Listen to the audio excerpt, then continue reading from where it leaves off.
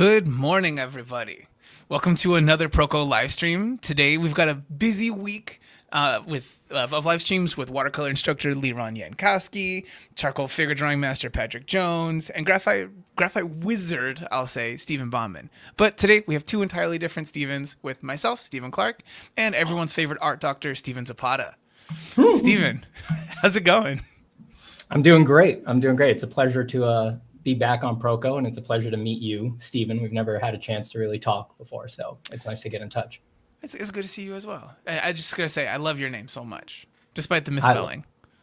Yes. Well, you're on the wrong side of history with the PH, I would say. So let's try to set our differences aside and find community in art. Yeah. For those of you guys who don't know, right now there's a live there's the sale that's going on in Proco right now. It's for a full month. We've got 20% off everything from courses, brushes, anything that you could possibly want from really any instructor who's on Proco right now. But the one that we want to talk about is Steven Zapata. Steven is a fantastic instructor. And again, like I said, just the best art doctor. So we want to hang out with him today, get a little bit of demonstration from him, and some questions from you guys in the chat.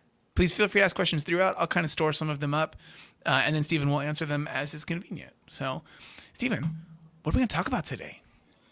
I take it we're going to wind up talking about a lot. I have a drawing that I've been working on that's based on a project of mine. And as usual, whenever I'm teaching stuff, usually rendering is going to be big, shading is going to be big. So we're going to talk about some of those base concepts. We're going to introduce them. If you want a deeper look at them, you can check out Secrets of Shading on Proco. That's really a good introductory level introduction to a lot of these concepts. I have another video on Proco, which is beginner exercises, which there's not much on shading in there, but it's more about fun ways to get into drawing and to do fun exercises while you're sort of handling your more fundamental things. Also, if any of my audience is in here or people who already know me beyond shading, I'm really concerned and focused as a teacher on the mental side of drawing and how people run their practices. I teach workshops. I talk with people about their art practices on streams on my YouTube channel all the time. On my YouTube channel, Steven Zapata Art, if you want to find me on YouTube, I basically never teach drawing. I just talk about the problems that come up in the practice and the mental side of things and working through emotions as an artist and things like that. So if anyone in my audience is here, they sort of already know that, and I'm always happy to field questions about those things as well. On some days it feels like drawing is easy. It's being an artist that's hard. So that's a big focus. That's fair. Yeah. So I could share my screen if you don't mind to give a little introduction to what we're going to be talking about here. Yeah, I appreciate all you guys in the chat being here. I think there were some people earlier who were saying they were from so far away. I forget what countries. From Myanmar. Wow. Yeah. Man, that's you guys are Thank you. Awesome for being here. Yeah, thank you for being here, folks.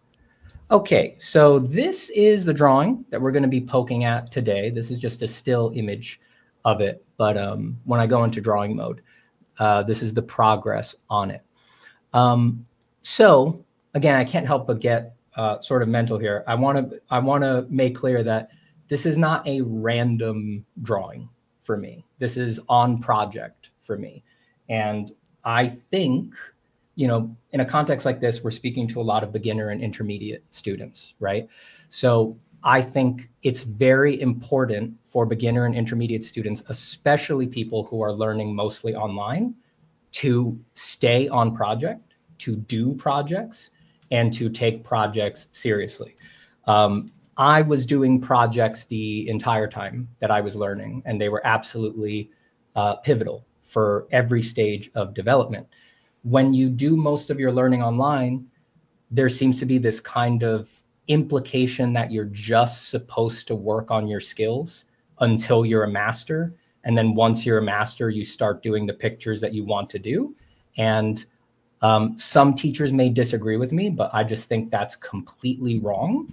And it doesn't benefit people in the most case in their practices. It holds them back. It makes them develop slower, and it makes them miserable. You know, it makes them sad, and art isn't supposed to be sad. So I just want to remind people that you should be, even when you're a beginner, even when you're breaking into intermediate, I believe you should be doing the kind of art you want to make. I often call them the dream pictures. You should be doing your pictures all the time. And Absolutely. yeah, and that's not to say that you expect them to come out at the level of the masters that you admire, right? You have realistic expectations while you do it, but I think that you should always be doing your pictures. Yeah, I think you find a lot of what you don't know along the way, and you might even realize that you want to do something else. It's exploration. It's very good. Yes, absolutely. Actually, let me just pull back and get more context, because like I said, you and I haven't really met before. Stephen, are you an artist? I am indeed. If you go to my Instagram, though, you would not think that was the case. I just don't post anything. Okay. But yeah, I do photography. I went to art school. I went to the Academy of Art University in San Francisco for a while. Cool. It really helps to be an artist at Proco. Otherwise, Yeah, you're going to be wondering, what is Hugh in the middle of trying to reply to some comment or something? Yeah. I figured. I just wanted to confirm because I had not confirmed, and I also knew, well, there's a possibility he's just a professional MC. Basically, that's totally viable. Yeah. So okay, so you are an artist. So I just needed that context for talking to you. So this drawing that I'm working on is for a project. I'm doing it with a partner, with a collaborator. It's one of several projects that I have running now. I'm actually not going to mention who my collaborator is, because I haven't confirmed with him that he wants our collaboration and the nature of our project revealed publicly yet. Okay. So all that to say, it's a project that I'm excited about. I run multiple at a time. That's okay. And this one is something that I consider an advanced project, which is just to say you're doing it completely from scratch. So it's something that we're writing on our own from the beginning. So I consider a beginner project to be something on the level of like you illustrate a book, right? Now that's already hard enough, right? But someone else wrote the book. There's good source material that you're working from, and then you're going to make visuals to that source material. So that basically reduces the amount of creative direction choices that you have to make. An intermediate project is maybe there's source material, but you're going to bend it somehow. So you might either change the genre, you might put it in a different place, you might put it in a different time. You know, an example would be doing Game of Thrones as a science fiction instead of a fantasy story, right? So that would be on the level of an intermediate project. There's still good basis, good creative direction to ground it, but you're going to have to fix things and change things. And then an advanced project is just, there's no net. You know, you're writing it, you're making all the choices, you're presenting it to the world. And that's not to say that a beginner should never do an advanced project and an advanced practitioner should never do a beginner project. I think they both should try both and always be doing whatever. I phrase it like that to sort of give an idea of like the level of frustration to expect while going through the project. You know, doing an advanced project comes with a lot of frustration. So it's usually better if you've been through cycles of finishing projects several times, so that when things bottom out in the middle, you know how to deal with your emotions there. Yeah. Because I think a lot of times people, they take on that first big project where they're like the arbiter, the creator of the universe and everything. Yes. And you realize halfway through, it's like, oh God, this is so much. And you don't know, when you haven't been through that already and gotten to the other side of it, to know that it won't always feel like that. Yes. It's hard to get stuck in that and then just never get to that other side. But when you have the experience, it's better. That's right. Yeah. And again, to be clear, a beginner could push through it and do the whole project. And I think they should, right? I really do believe that they should. It's, again, just few beginners have the heart to do that, you know, especially when they're working on their own, they don't have a mentor to push them through it. So again, that hierarchy there is mostly a way to create, like, to establish expectations for that level of frustration. You know, but yeah, again, I think that I'm really sending this wish out to, I know people on Proco are mostly learning online on their own. Run projects.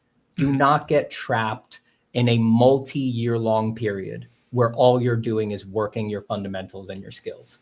I really don't think that's a good idea. And that is the main benefit that going to art school has over learning online.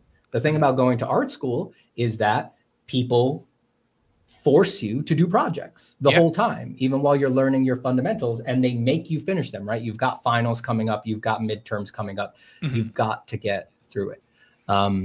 So that's the main benefit, as far as I'm concerned. That's the main benefit that schools offer. They customize you to projects, they force you to get through them.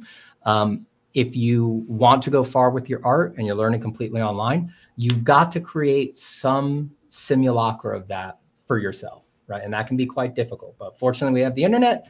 There's Discords and groups and mentors that you can hook up with, and you can try to sort of get that together for yourself on your own. And I think you should.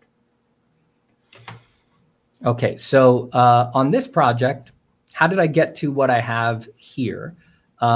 I just want to give you an idea, as someone who's been doing this for a long time, that for me to make drawings, I still need to have like a lot of material around it to give me the energy to get through it. So on this project, I'm making art and I'm writing. So we're very early on in the writing process, but I did have to write to get to this idea. So we only have a few pages, or I have a few pages of prose at this point. And at the risk of embarrassing myself, I took an excerpt from the writing. I'm just going to read you where this character emerges in the writing, if you don't mind. As they approach, a vine on the ground begins to twitch upward and joins with another vine that has detached itself from the basin of the fountain. The wind blows a burst of fallen leaves through the yard, and these, the vines, catch up as they pass, arranging them, curve into her form. So she materializes. Her hair is a tumble of curving ferns grown from nowhere. Her graceful clavicle is stripped bark. Her face flickers constantly. All a play of leaves. Young ones, your fathers are too wise to come here. What brings you so ill-equipped to me this night? Her voice is the same hiss as the wind through the leaves of the trees. Is it the form before them that speaks, or the breeze itself? Now, I wanted to share that writing because I didn't have a tone for a visual until I did the writing, right? Until I sat down and I did the prose. I did not know what the characters were. There's more around this, right? The writing in the pages before this is the boys making the journey to encounter her. And in the writing, in writing that excerpt, I found that she is supposed to feel ephemeral, like an illusion, right? I say that, the leaves sort of coincidentally arrange themselves into her form. So that became a touchstone for what I wanted out of the drawing once I started doing it. So that is why there is illusionistic qualities to the drawing. I specifically wanted the feeling that at a very first glance, you might miss the face up here made out of the leaves, that you sort of, especially once it's fully rendered and there will be so much noise from the foliage, that the primary forms of the figure and the face might be missed to some capacity. I hope that they will be caught, but I wanted them to all blend in and have these familiar forms made out of things that are not those forms. So the very grounding of the visual impression of the picture is based on that, based on the writing. She is a dryad, so I went online and I pulled some images of dryads. Whenever I do basically any drawing that I'm gonna do for a long time, I tend to gather, even if it's just 2 images like this, I gather mood images, I gather style images, and I gather reference images. So these 2 paintings would be mood. I especially love this one on the left because it was a dryad, but specifically a dryad in a graveyard. And that's what's happening in the story that I wrote. So I was very happy to encounter that after I wrote it and I found an image that was like that. And whenever I look at mood images, I always say to myself, these are beautiful. What do I find dissatisfactory in these images? And what I found dissatisfactory is that these are supposed to be tree spirits, but they're really just women in trees, So I said, I want something that feels more integrated, this dryad spirit that is of the foliage, of the fall, autumnal feeling. So I identified that, and then that eventually led us on the adventure here. So I've got a bunch of sketches here. I start everything in my sketchbook. And I want to show that my very first sketches are very different from what I wind up doing almost every time. I just wanted the mood of spirit, of ghost. I think if I remember correctly, I actually did this sketch before I had this writing locked in. I believe I did it like sort of hand in hand. You know, I had sort of like indicated there was some sort of spirit that was going to emerge, but she hadn't turned into specifically a dryad. So this sort of reflects that. And I'm looking for forms and what kinds of illusions I want to play with. But we develop from there. You know, we change a lot. So when I sketch, I don't look for a linear path. You'll notice that this sketch has like a lot of shading and stuff on it, right? For me, I will let myself finish a sketch, you know, fully rendered or whatever, in the sketching phase and know that that's not the final drawing. I personally, for my process, am perfectly comfortable doing other final drawings to get to my final drawing. So that's not something they would advise you to do in art school. And certainly it would not be advisable to do in most teaching contexts, but it's my practice. So I always remember that I'm allowed to do whatever I want. So if that is fun for me and that makes me want to make more pictures, it's all good. I'll allow myself to do it. So I let rendering happen, detail happen anytime. You know, there's no rules in sketchbook land. These are basically, if I remember correctly, in chronological order from how I did them. So here I started getting the first implications of doing a face that is sort of broken up with leaves like that, but still a humanistic face was primary under this one. And I hadn't quite gotten to just letting it be mostly leaves at this point. Here in this sketch, I started playing around with really breaking the negative shapes of the figure. The negative shapes are very important for making us read iconic forms as what they are. You know, if you punch a negative shape through the joints of a figure, through the stomach of a figure, they just immediately feel inhuman, right? Because we know humans inherently cannot have such a thing. It is interesting to see you explore things in this more like contour kind of way, this linear way, because it's not what I associate with your work. Right. Like oftentimes yours is like considerably more rendered and everything, which we see in the piece that's in process from all of these like establishing exploration sketches. But it's interesting to see. Yeah. I mean, the contour exploration is really like where you find your base energy, right? And in any drawing, sort of the flowing rhythmic lines that define where energy transfers, the positions of limbs in space, that's always going to be some of your main energies in any composition. So they're important to find, they're important to establish. I also like the rigor of that, you know, having the lines be so aggressive. You know, I try to sketch really aggressively. My main inspiration for sketching is Frank Frazetta, but he's not necessarily my main inspiration for rendering, right? So I want that energy because I know I'm going to do a ton of work on the finish. And the thing is that as you develop things, energy tends to go down. Things get stiffer, they get sadder, they get more miserable. Just the more that you render, the more that you render. So looking for like a really jaunty, like clashing energy to the overall shapes or the gestures, things like that, is really important. And yeah, just like really aggressive line for me is the gateway to that. Really, really aggressive line. I love drawing like this. It's interesting because in there, so there's the formula that you had where you were kind of like just punching entire segments out of the silhouette in that top right one. And it seems like that kind of idea of contrast in shapes is present in the final one with the face. It's kind of like this, like revealing, like a peeling away. It almost looks like you definitely, I don't know at what stage you decided and hit this space where you would have that kind of contrast, like smooth and hards. but it's nice to have seen it make its way through.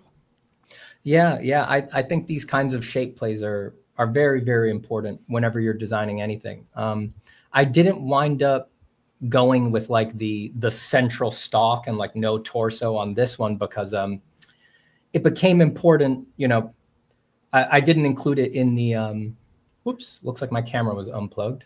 Give me a second. I could fix that. I don't know why that would be. I mean, is it technology? Technology. Oh, is it? This is why. You have OBS virtual camera. Oh, interesting. No, let me set that. I wonder what made that come online. All right, I'm back, right? Perfect. Yeah. Okay. So the you know, later in the writing, it becomes clear that she's a sinister dryad and she has a seductive quality to her. You know, she tries to use that for nefarious purposes. So I wanted to retain some more of the familiar forms to emphasize that part of her character. You know, you try to make every choice motivated by character, right? And again, this is why it's very important to be working on project, right? Because that's a very vital part of what you're trying to do in the end, and you need to practice it, right? So when you don't have a job, when you don't have an art director, it's like, it's hard to sort of pull yourself up by your own bootstraps at the beginning of the drawing journey because you don't have anybody forcing character on you and story motivation on you and things like that. But to a certain degree, you kind of need it. So you do have to put it on yourself. You know, you've got to practice hitting particular character criteria. And so taking from these exploration sketches that you had, was there anything in particular that you think most informed that final piece? So there was a bit of a conversation that mostly came from this sketch. This sketch, I like how wild it felt, or at least the formulation of the body felt very wild. And I could imagine in these chaotic lines how I was going to make the vines feed into each other and sort of overlap and create the form. There was a conversation between that sketch and this sketch, which wound up being the final sketch that I went with. And it's really a conversation between these two digital mock-ups. Okay. So to just go linearly here, this one I keyed in. And then I redesigned that sketch into, I sort of reacted to that sketch with these two sketches. That's another important thing. Like when you're sketching in your sketchbook, doing thumbnails, for a lot of the time, the best thing you could do is just react to the last thing you drew. You know, just look at the last thing you drew, say what works, what doesn't, try to fix what doesn't work. React, react, react. You could spend hours doing that. So I did that sketch and I did this digital off of that. And here in this digital mock-up, I started grasping some of the illusionistic qualities that I wanted. And I really liked this sketch, but given, again, if I wasn't on project, I might have got stuck here, right? Or I might have just not had any way to evaluate this. You know, anyone who's a beginner or an intermediate or something like that, they're probably familiar with, yeah, I did a cool drawing, but I just feel like neutral about it. I don't know if it's the right way to go, you know? So being on project, I did the sketch and I liked it a lot, but I said, does this capture the illusionistic quality of the character? And I had to admit it did not. So as much as I liked the pose, the gesture, it was far too clear. You know, she just stands out much too clearly. You know, there's no real illusion going on there. So back to the drawing board. So I think the next thing I did was I did this color sketch just to see. Sometimes, even though, you know, I do a lot of black and white work for myself. That's my main personal medium is pencil. Obviously for commercial work, stuff like that, I've done tons of color work. But even when I'm doing a black and white piece, I do like to take a little detour somewhere in there into color because the world is actually colored, right? The black and white is an illusion. It creates a suspension of disbelief between us and the art. But to a certain degree, if you want to investigate material, you need to look at it in color because that's how we're used to looking at things. So I did this sketch just to play with like, well, you know, there's warmer leaves, there's cooler leaves, you know, some leaves are more yellow, more red, more purple, more green. How does that engage with the illusion that I'm trying to do? Color is inherently linked to value. So the way that those colors flex is going to affect the values as well. So it's just a good sounding board, I think. I think that it makes you, it can make you think through even your black and white choices better. But that was unsatisfactory to me as well. Back in the sketchbook, despair. All these sketches are despair. Every project has a despair period. So when I was doing these sketch, you know, just no matter how light, it's just like, this isn't working. What am I going to do? I mean, what exactly am I seeking here? This one was getting closer, but again, it was just too clear, right? I like the negative shapes that were being broken out. I like the interaction of the vines and the leaves and things like that, but it still felt too clear. And then I did this one and it unlocked. And I was like, well, I see the figure, but like way back, it's like, again, it's not clear, you know, or at least much less clear. I felt like an illusion could occur there. So that was the quote unquote winner. And again, for beginners and intermediates and stuff like that who may be listening, I just want to point out, like, I'm doing thumbnails searching for lack of clarity. That's the opposite of what you're supposed to do to some degree, right? So again, I just want to remind people, like, no rules. It just depends on the project. Whatever is appropriate for the project is what works. Yeah, right? no, so, there's a thing that I do whenever my girlfriend says she wants to get something for dinner. Okay. I'm never going to give her the right answer. To be very clear, it's never going to happen.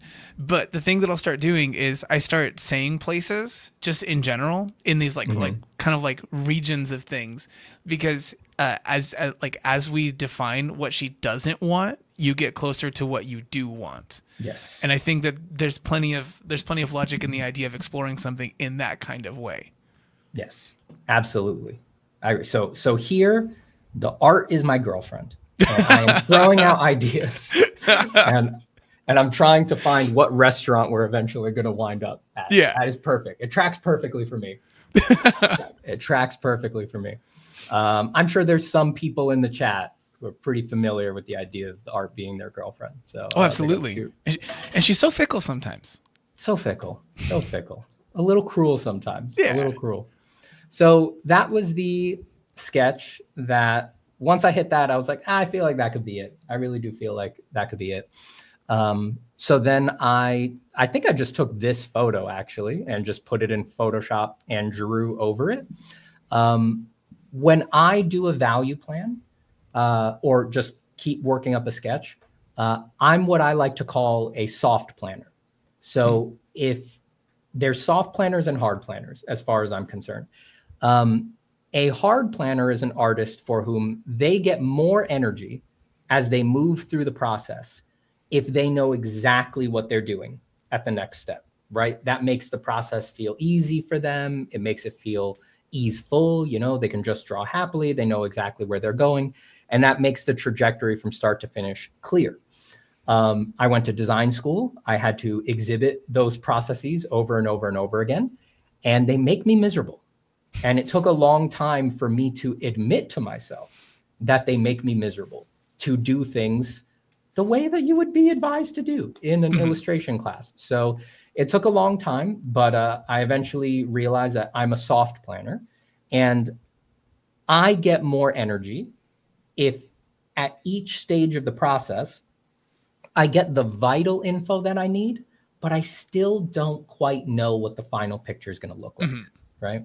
Especially if I'm doing a pencil drawing. A final pencil drawing for me it could take 100 hours to finish. So there is a deep sense of boredom that can settle in if I start a 100-hour marathon knowing exactly what the picture is going to look like. Yeah. And if I feel like I have a reference where my only job is to just replicate this previous part of the process, I don't like that. It makes me quit, makes me not finish drawings. And so it's the wrong choice, right? Do you think that that's because you've already seen that result? Like it's not as satisfying if you've already seen it because it's already been executed essentially in your mind. I think that's exactly it. I think that's exactly it. Like I said, I think hard planners, they, instead of that bumming them out, that excites them. You know, it's just the way their temperament goes. You know, they feel like they've seen the drawing already. It's super clear. And they just need to move it into color or value or onto the final canvas or something like that. And I think it's just a temperamental difference. I really do. You know, for me, yeah, basically, if I let it go too far, I just feel like there's nothing new to discover. You know, it's all been planned. I know what every shape's going to be. I know what every gradation is going to be. My favorite part of art is form. So especially if I've resolved too much form, I really won't want to finish the picture, because one of the great joys for me in a drawing is discovering the forms on the page and sort of feeling them bend and feeling them move away and towards the light. Yeah, I think it's a temperamental thing, but I think you're exactly right. Yeah, you've seen it, you get bored. No, it's interesting the range of people who we'll be doing live streams with this week. It's going to be so wildly different to go from yours, where you're like starting with like a loose thing and then tying it down as you go and leaving room for exploration. But then we'll like literally close out the week with a person who's just like all rigid block-ins. You know, there's some exploration in there, but Stephen Bauman, he starts with a result and then works towards that thing in his mind. Yeah. And I do think sort of different kinds of art sort of inherently lend themselves more to one than the other, right? Like Stephen does, you know, portraits are his mainstay, you know, and there's a hyper-focused goal, especially Stephen's not always necessarily going for this, but especially if you're trying to get likeness, right? Like there is a lot of control that needs to happen if you're trying to get likeness. But I do illustrations and designs, you know, so the more entertainment side of things, the more fantastical side of things, there's only so direct you could really be, you know, because you're making all this stuff up, you know, it's all unusual. There's no one-to-one real world references or anything like that. Yeah. So yeah, I think there is also just certain kinds of art will lend themselves toward more to one process or the other. Yeah. Certainly. Okay, so I did that sketch and that's where I left it. You know, to me, when I hit a point like that, I'm like, that's a good soft plan. You know, it's just enough to start, but once I'm on the final paper, I'll be scared. And I need that fear a little bit. I need just I don't really know exactly what's going on here. You know, I need to feel like I'm on a tightrope and that there's a lot of things for me to find and things to fix and things like that. But the big ideas are in there. So I go to the UPS store and I just printed out tessellated on 8.5 by 11s. And that becomes, you know, I tape that together. That becomes my transfer sheet. And then I tape that to my final drawing surface, which is, I'll talk about my materials when I switch over to my other camera, but that's Strathmore 400 series bristle paper smooth. And the size is 14 inches by 17 inches. So I just do a very simple trace job on the light box. And then I start poking. And here's some progress shots that I show mostly to make the point that I tend to go area to area as I work. You know, the common art advice is work up the whole picture as one, you know, broadly. I don't follow that. That's another common piece of advice that didn't work out for me. I tend to stay in one area and do a lot of form work on it until it feels good. And then I'll slide down. And I'm almost always, every now and then I'll jump from an area that's at the top of the drawing down to an area at the bottom. But usually not. I usually slide, you know, I'll do a swath down the middle. I'll do a swath down an edge, and I'll be touching the last area I finished and go to the next one, go to the next one. It's interesting. That's kind of like your the way that you're thumbnailing, where each thing is an answer to the previous thing. Yes. It's kind of a continuation of this. That's a good way to put it. Yeah. And I want to point out that too. I think that is not presented that that is not presented that often as like a rendering option these days. So I just want to show that I do it and it works for me and I like it a lot. I also want to point out that it's not unusual. That was a very common academic rendering method back in the day that was traditionally called window shading. In the academic period, they usually had a harder plan than I do to execute that window shading, but it was a very common rendering method to basically, like a printer before there were printers, just start on the left side of the picture and basically finish as you go across to the other side. One thing, so for this, again, like you said, that's not like the now commonly taught kind of way of approaching a piece. But as we've been working with other instructors who are trained in different ways in different schools, you know, one thing that's come up a lot is that a lot of people who work in comics actually do that kind of like spot here, spot there, and then kind of revisit things. So I don't know if it's similar to what you were saying earlier. It's just a difference in the way that people are, like the end goal of the piece, I guess, kind of informs the way that a person approaches it, because that's also storytelling. Yeah, it would make sense to me there would be a difference there. I think especially if you work heavily with rendering, to a certain degree, like to render a form, you just need to be stuck in on it, you know, and you've got to be, you've got to be, well, there's a weird saying called being on the form, right? I think Stephen Bauman would know it because I think he went to Grand Central Academy and that's where I first heard it. But there's a real, like, you got to be connected with it. And it just feels like the thing is real under the tip of your pencil. So I think especially if you do rendering work, you're more inclined to just get zeroed in on one spot. There is one question here from this chat. Oh yeah, you can feel free to interrupt me anytime for questions. Yeah, I know I'm covering a lot. So okay. Sarah here asked, does he always start on the focus point of the piece? Usually yes. Usually yes. Yeah, that's a great question. Do you think that's a factor of, because you'll start with that, you'll have the most energy and put the most detail in there, so it stays that focal point because of detail difference, or something different? That might be a part of it. In the long run in my process, usually I do the focal point first, then I'll do the rest of the picture, and then I'll come back at the end and rebeef the focal point. You know, that makes sense, you know, because it looks very detailed when it's alone on the page, and then you do all this other detail. And then to fix the contrast hierarchy, you need to add more detail and more nuance and things like that. But also, I feel like it just excites me to see the focal point and to know that it's working and that it looks cool and that it communicates the main thing that I wanted it to communicate. And in some sense, it's like I know that part's nice, and it can create this very wholesome feeling that like I need to finish the drawing to earn it. You know, like I don't just want to have this focal point live on its own forever. It's like, I know it works. You know, it's the first thing I saw. Might as well finish the drawing so that the whole thing is complete and it's a complete package. Yeah. I think that's it. I haven't really thought before why I start specifically at the focal point, but yeah, when I think back, I usually do. Yeah, that's the first thing. This is interesting to note. So yeah, I think that basically covers how we got to where we are. So window shaded down, window shaded down.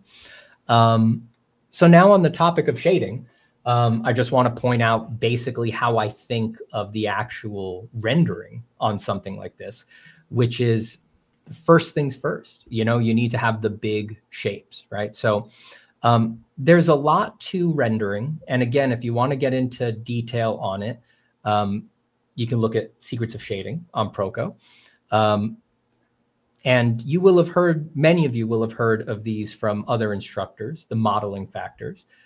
These are what make a form feel three-dimensional if you are trying to follow the way light works in reality. That's not necessarily the only way to communicate form, right? We don't need to be trapped in a box by that. But a lot of people in this audience, they're going to be interested in that. But before we even get to that, I did this diagram where I took the drawing as it was and overlaid in blue, where the blue I think are shadows.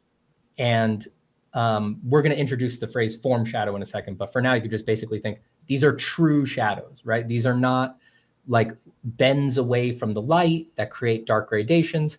I'm saying those blue areas, the light from the light source is not really hitting there.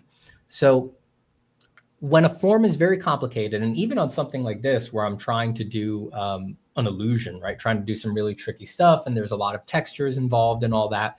The first thing you've always got to think of is just what's the light pattern versus the shadow pattern, light pattern versus shadow pattern. So that's what I'm capturing there in that blue overlay, right? It should look interesting on its own, right? I hope people can see that just the blue shape that I painted on there, it has variety. It has different shapes. It has a variety of edges. There's parts that are soft. There's parts that are hard. There's parts that curve. There's parts that have high frequency detail. There's parts that have low frequency information.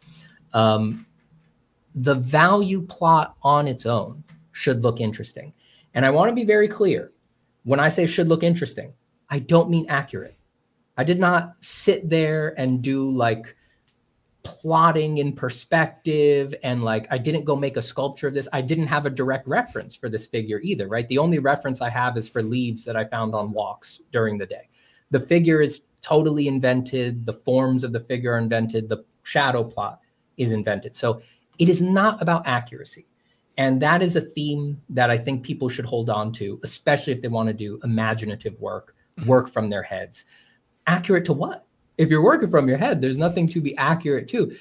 So it's interesting. Just find a way to make it interesting, make it compelling on its own. It's not really about accuracy. So it's interesting. And at least in your head, it's simple. This is light, this is shadow. You know, try to make a clear delineation there. I'm going to ask you, Steven, since I can't query the chat correctly, but does that make sense to you, the way that I put that? This makes sense to me. Absolutely. Yeah, we can ask the chat if you want, though. We have a poll function, which I did just use, asking them if they plan their drawings at all. And they all 61% said no. Of them said yes. Oh, wow. Wow. Planners. Yeah. A lot of planners in here. Wow. Very astute. Very astute. All right. Well, we can see if anyone, I've been on these diagrams for a while, so we can see if anybody asks questions, but let me try to get through here. So, you know, since I mentioned my references, I'll show them. Like I said, I don't have any references for the figure or anything like that, or the direct illusion that I'm trying to create. But I personally, for my personal work, I really like to have something in every piece that is in my personal life, right? Even though it's for a totally imaginative story, even though it's for something that I've never seen, a dryad, right? It's nice to have something that just feels like it's connected to your real life. I feel like that makes it more likely that you'll finish, and that it helps to care about the drawing a bit more. And I've seen a theme coming up for me where I often do a drawing around this time that basically feels like a I used the word before, but an autumnal drawing. It's like I'm saying goodbye to the leaves on the trees and things like that. That's come up for me several times, and it turned out I didn't plan it, but it happened again right on time. So I have pictures of leaves that I took on my walk while walking my dog and things like that. And these are just, you know, little reminders, things I can look at when I'm looking for variety. There's like tree branches in here to remind me of textures. This is my dog hiding amongst leaves and a house plant. I thought this really captured the energy of the illusion I was going for. I was like, yeah. So you could barely tell she's there. Like slightly obscured kind of thing. Yeah. Well, I would say totally obscured. There's nowhere you'd ever see her, right? She's like really effectively hidden herself. I'm kidding, obviously. I'm kidding. Well, no, I mean, the dog, to be fair though, the dog does blend in with the actual colors of the floor and everything. The floor and the floorboard. Like she chose a good spot. You're right. Yeah, she's pretty good. So yeah, that's the reference that I have, and it's nice. I also, when I find a good leaf, I'll just take it. I'll steal it from the world. So I'll just, I pick these up on my walks, on my runs. I'll shove them in my pocket, and it's really nice to just have a real thing that you can look at while you draw. So I've just had these sort of sitting on the paper as I'm working on this drawing, so that I can just look at them. I'm never really like doing a drawing of them. It's more just a reminder of the level of fidelity and beauty that is in the natural world, like the variety of how shadows overlap and the way specular reflections are made. Those are terms I'll explain a little bit more in a second, but I really like just having something I can touch, something I can hold, something real. I do advise, if you do fantastic work and you do pretty normal figures in them, take your own reference. You know, there's a lot of reference packs out there, of course, and they're very useful, especially for very particular body types. But even if you use them, I think it's a really good idea to shoot references of yourself or friends, or hire a model, you know, just someone who you've had a direct connection with. I think it changes something about how we interact with our art to know we made it, or that it's someone we know, or that it's us, right? Just taking your own photos and doing your own refs, I think does have a big effect. Yeah, very much so. Yeah, I think it's a thing that people discount a lot because they think like, oh, I've seen all the pictures of everything on the internet. But if you were trying to draw some like really cold or really hot place, there are things that don't necessarily get captured by a camera. If you're in some really cold place, there's just this energy, this feel that adds so much to seeing like frost on something or the cold in your hand that will inform that piece. If you're there in person in some place that's really hot, not every picture is going to capture the way that there's like those like heat waves that you see just above a surface of something, and you can work those in interestingly and creatively. Yes. Yeah. Amen, brother. I think everybody should try it. If you've never, if for anyone out there who has never tried going out in the world to look for refs and get refs, I think it's a vital process to at least attempt. And almost everyone who tries it, they wind up liking it a lot. And I don't know. I mean, it makes me feel like I'm still in my drawing, even when I'm out for a walk, because it's like I'm tuned in. I'm like, pretty leaves, pretty leaves. I need pretty leaves, you know? So it's like, it's never quite leaving me, you know. I get to carry the drawing with me, and if drawing makes you happy, that's a nice feeling, you know. I'm curious if anyone else in the chat felt something when you said, you know, looking for pretty leaves, pretty leaves. It's never leaving me. And I got real stuck in that moment, Steven Zapata. Yeah. I bet there's other people in the chat who really got a kick out of that. Got a kick out of that. All right. So with all of that said, moment to moment on a drawing, when I'm knee deep in rendering, this is the main stuff that I think about, the modeling factors. So any art instruction that focuses on how the light we see in the world creates the impression of form meaning the illusion of three-dimensionality in a drawing, you're going to deal with the modeling factors. That's what's going on. So you'll encounter these if you check out Secrets of Shading. You know, Dorian Eaton in his course on Proco talks about the modeling factors. I'm sure Stephen Bauman talks about the modeling factors. Like, there's no way around it. Again, is not the only way to show form. There are other ways, but most people in this audience, they're interested in the way real world lighting shows form. So the list changes depending on who you ask. And there's different ways to sort of formulate it in your head, but there's generally 12. So on the right over here, we have the realm of the form light, which is, I consider it its own modeling factor just because it's so convenient to just discuss the form light on its own. But really the form light is just the whole light shape, and any moment in the light shape, any part of the light shape is going to be constituted of these three. So in effect, you could just think of these three. It's center light, specular reflection, and halftone. So halftone is the darkest part of the light. It's the part of the light, at least on something like a sphere, right before it curves into shadow. Specular reflection is the glossy part of a material. This varies from material to material, right? A rubber ball is not going to have much of a specular reflection. A billiard ball is going to have specular reflections all over the place. So there's very little generalizable you can say about the specular reflection. Just know that on a very glossy material, it's very important and it takes over a lot of the form. The center light is the part of any form that most directly faces the light source. There's a lot of nuance here, but the main thing to point out for people who have never encountered these before is that the center light and the specular reflection are in different places on most forms. Most of the time people discuss highlights, and you'll see there's no highlight on this list, right? When people are discussing a highlight, if you get very if you get very discriminatory about it, they're either referencing a center light or a specular reflection. The specular reflection does not occur where the form most faces the light. The specular reflection occurs where the light photons striking the surface will reflect off at the same angle of incidence such that they encounter the eye of the viewer. So it's a different spot, and it varies a lot from form to form, and they're technically in different places. Though they're often so close together on something like a sphere, that's like, we're being very discriminatory, very discriminatory. Yeah. It's just the situations, like you said, like where it's not necessarily just a sphere. Yes. It's important to call them out because in different situations, they will be different. Yes, yeah. And especially on very complex forms, you find that the specular reflection takes on such a dramatic shape that it really does move over all the other parts. It moves over center light, it moves over halftone. It sort of floats over what's called the diffuse effect. You know, most of the modeling factors are referencing, again, we're getting deep into terminology here, but the diffuse effects of light reflection. The specular is its own separate thing. There's diffuse reflection and specular reflection. That specular means mirror-like, you know, so an actual mirror is all specular reflection. Everything else is sort of referencing these softer diffuse effects. Again, if you want to deep dive on what all of that means, you can look at these courses that cover it in more detail.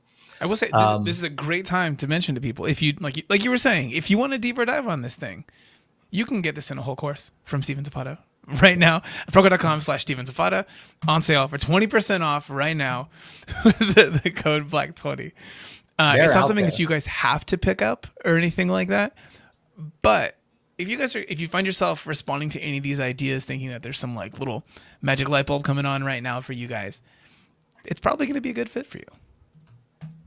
Yeah, I personally found learning these things and understanding them well was very freeing in my drawing, because these 12 factors really do cover most of the value changes that you'll see on most objects, right? Again, specular reflection is kind of its own thing. You know, something really, really glossy, the specular reflection basically dominates everything, and it brings in a lot of other considerations.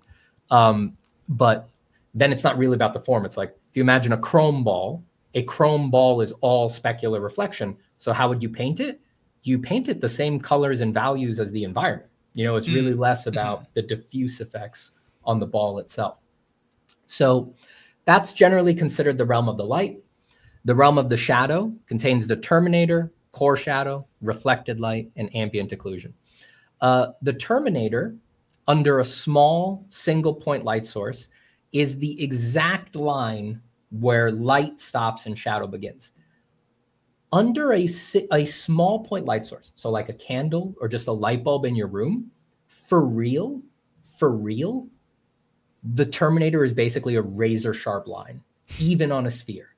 And you can prove this to yourself if you hold a sphere under a single point light source and you point and you poke the light with a pencil, you'll see the cast shadow from the pencil just disappears at a certain point. You can move the pencil around and see that cast shadow disappear as it hits the terminator, as it crosses into the bigger shadow shape. Now on a sphere, it doesn't look like a razor sharp line because everything is curving. So the values directly to the left of the terminator and directly to the right of the terminator are so similar that you can't quite pick it out, but it is a razor sharp line in a hard light situation like this. The core shadow we'll come back to, but reflected light is where light from something like the tabletop that you have under the sphere bounces back up into the shadow. And ambient occlusion is very important, and it is where two forms that are almost touching each other, yes, block each other's light. So that's usually the darkest part on any form if it's touching something else.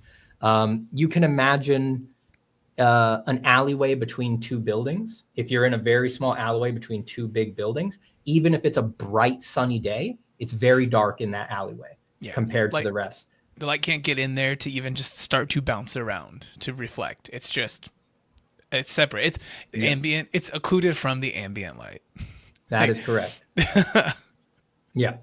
And then we have the cast shadow down there. The cast shadow has a special little quality called the penumbra, which is where the cast shadow gets softer as it's farther away from the form. we could talk about that for a long time. But we're getting into the weeds. The movement to that one, like it's true. There's a lot of crazy stuff in there.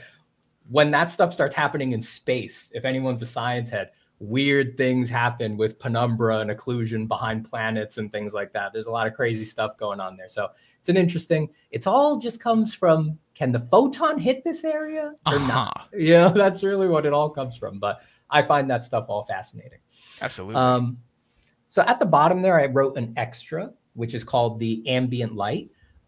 It's a big extra, you know, in any complex environment, you have to account for all of the light that's coming from everything else in the environment. So in some situations, that's a lot. And in other situations, that's less. But it can become extremely important. The ambient light and the ambient occlusion, I want to call them out as special for considerations of whole compositions. So the modeling factors when you're rendering are often what you think about on a single element, a person, a ball, a cup, a car, right? You think about the modeling factors on that element. When you assess the values of the entire composition, you often are mostly focusing on ambient occlusion and ambient light. You know, the whole composition is usually, the values there are often more affected by, is there more light coming from the right, from the left, from the surrounding environment? Are two big objects coming close together and blocking light so that area should get darker? That's in my personal experience. So individual elements, focus on the modeling factors, whole composition, ask yourself questions about ambient occlusion and ambient light. Mm-hmm. We do have a super chat here from somebody. Whoa. So this is from Scooter Boots. Not a scary question Scooter so Boots. much. Wow, you're the best, Scooter Boots. We love you. Is Scooter Boots a person from your chat, or you just really appreciating the super chat? I don't know Scooter Boots, but Scooter Boots is a great name. Scooter Boots says, the better I get, the more I find myself focusing on simple ways to express shapes, light, and movement. This brings home much of my thought process. Yeah. Nailed it. There's so much. And this brings up a really good point, which is that these are sort of like the analytical handholds that we need as we sort of understand these ideas, right? If you imagine you're going up a ladder, it's much easier to go up a ladder if there's a lot of rungs, right? So having all of these distinct ideas, like breaking the shadow down into multiple parts, the form light into multiple parts, that makes it easier for us to climb the ladder.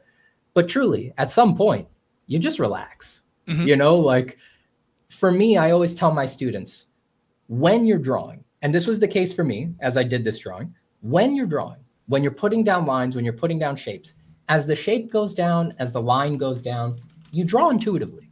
You don't worry about all this stuff. You don't worry about the modeling factors. You don't worry about rules of composition. You don't worry about all that. You just draw. You draw with intuition and flow.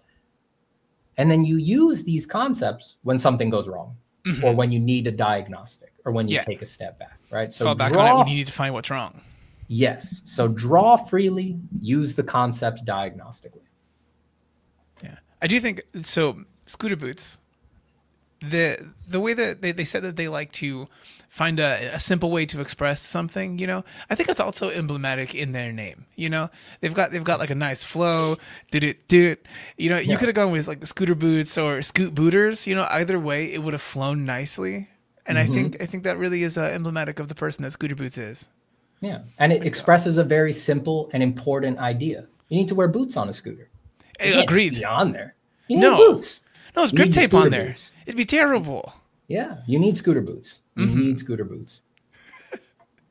I'm not sure how much I would need to go into this in detail, but for anyone who's curious on a simple form, you know, the modeling factors, whatever process works for you is good as long as they get in there, right? They make things feel three-dimensional. But this is the process I generally go through. I define the shapes. You could see this stage is super important to me. It is the stage that I'm showing here in this blue shadow diagram. This blue shadow diagram on this very complex form is this step. And this is like the most important part of rendering something. Just establishing the form shadow. If you're doing pencil, right? Or any like a black medium, right? If you were painting, you could literally paint the light. But in something like pencil, you leave the light behind with the graphite that you put down. So in pencil, you place the form shadow, and then in the act of placing it, that creates the form light. You know, it defines both at once. Cast shadows. I do think about cast shadows. You can see key cast shadows like coming off of this leaf casting cast shadows onto the chest here. So you establish the form light and cast shadow. I'll give you guys a tip that's very important. The cast shadow is almost always darker than the form shadow. In most situations, that is the case. And that becomes very important on complex drawings because the eye reads that very quickly and it communicates to the viewer, this is form shadow, this is cast shadow, this is form shadow, this is cast shadow. Yeah. It's not always the case, but in most situations, the cast shadow is darker. This is also one of those things that makes like a rapidly done VFX feel weird.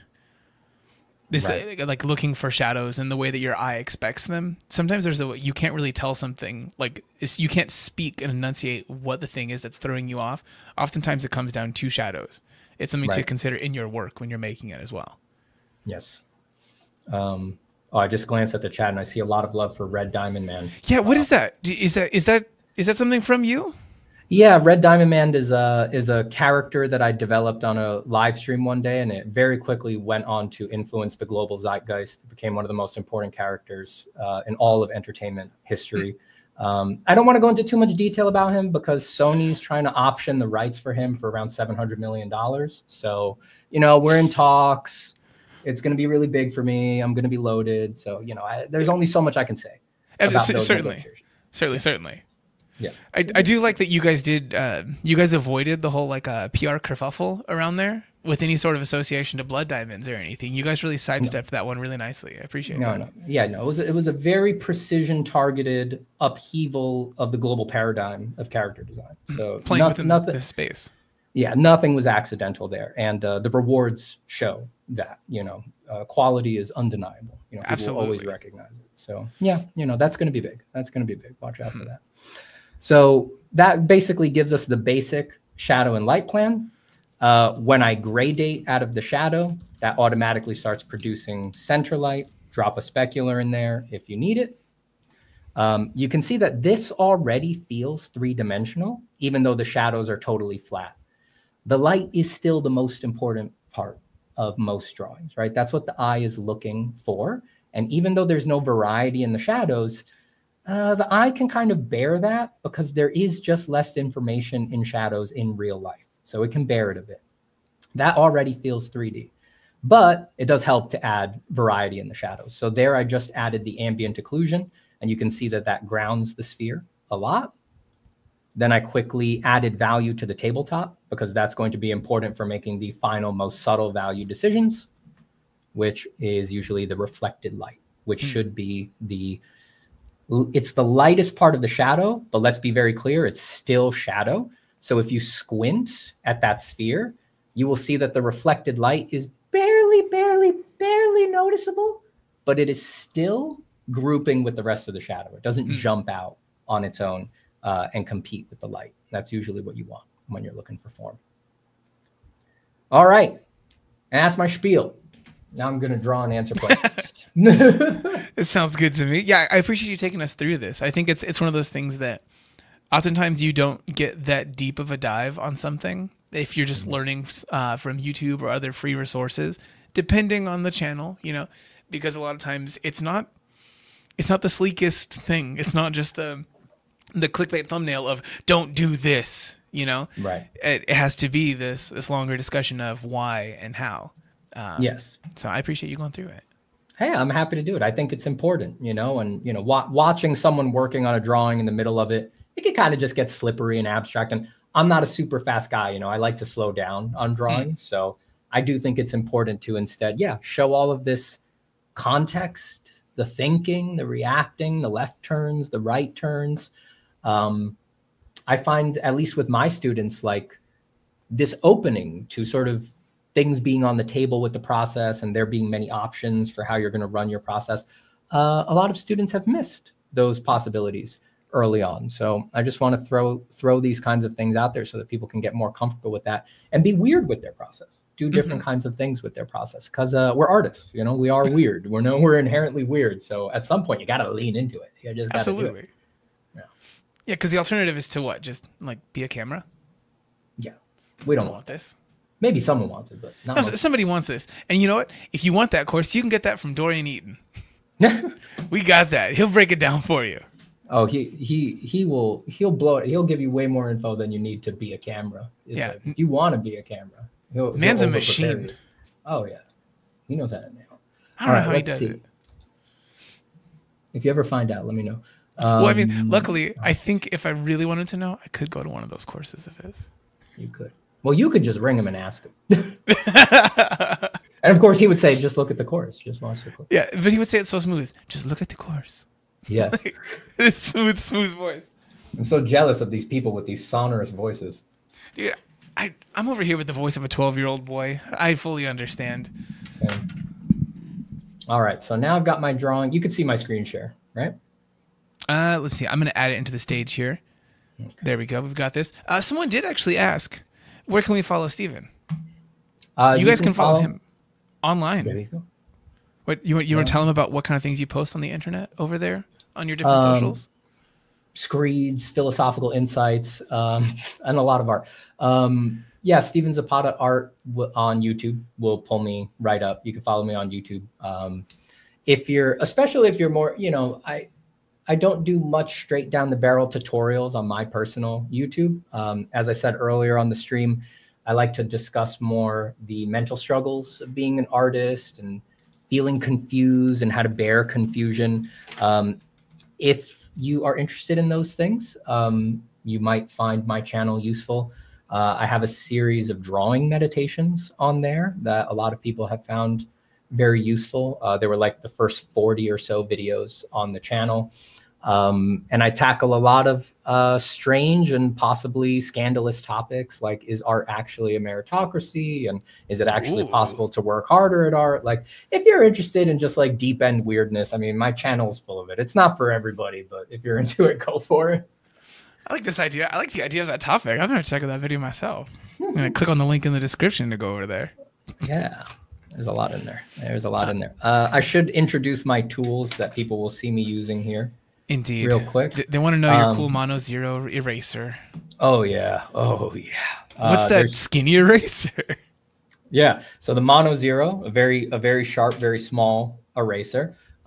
These used to be hard to find. Now you can get them at a lot of places. They've become much more popular, but very useful for getting into the weeds. I use this to draw a lot.